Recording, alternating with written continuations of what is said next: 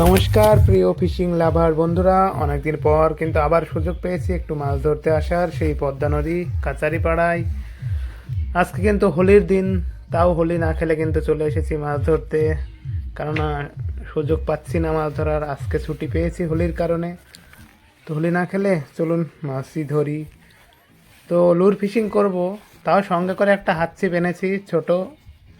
তো টোপ চার কিছুই আনিনি, এখান থেকে একটা ছোট পাউরুটি কিনে নিলাম।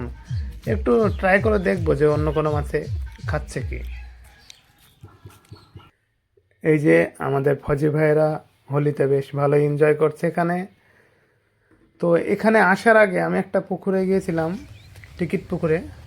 তো সেখানে ঘন্টা দুয়েক বসেছিলাম। তো এমন পুঁঠির অত্যাচার, দেশি পুঁটি, 2 ঘন্টায় মানে টোপ ফেলতে দিচ্ছে না।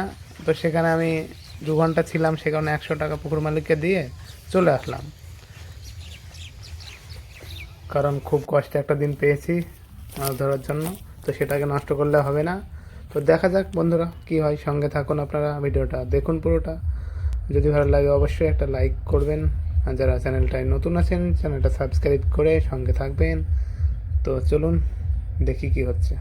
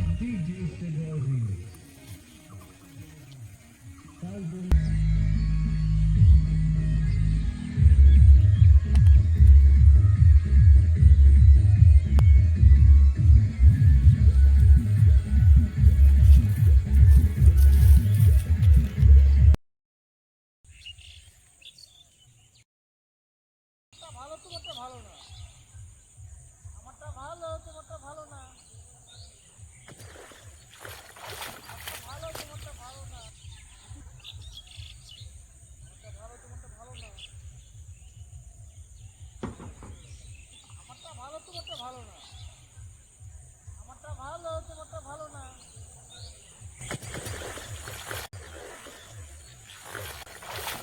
ভালো, তোমারটা ভালো না, আমারটা ভালো, তোমারটা ভালো না। ভালো, তোমারটা ভালো না।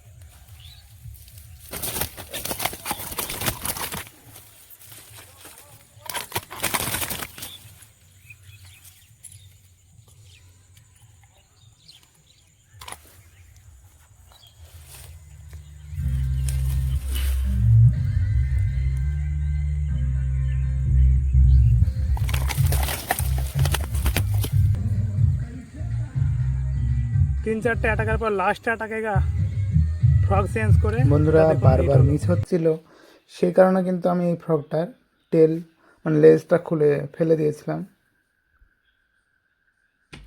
কারণ মাছে ঠিকমতো মুখের ভেতরে নিতে পারছিল না। তো যাক, এবার কিন্তু রেজাল্ট বেশ ভালোই হলো, মাছটা হিট হয়েছে। আর এই যে ওয়েটটা কিন্তু খুলে গেছে অটোমেটিক। তো যাই হোক বন্ধুরা, অবশ্যই একটা লাইক করে যাবেন ভিডিওটায়। অনেক কষ্টে একটা মাছ পেয়েছি, এটাই কিন্তু আমার সবথেকে বড় হিট লুর ফিশিংয়ে। কারণ এর আগে আমি লুর ফিশিং করতাম না, এই কিছুদিন হলো শুরু করেছি। অবশ্যই লাইক করুন, যারা চ্যানেলটা এখনও সাবস্ক্রাইব করেননি প্লিজ সাবস্ক্রাইব করে সঙ্গে থাকবেন। দেখা হচ্ছে পরের কোনো ভিডিওতে। Tata, by.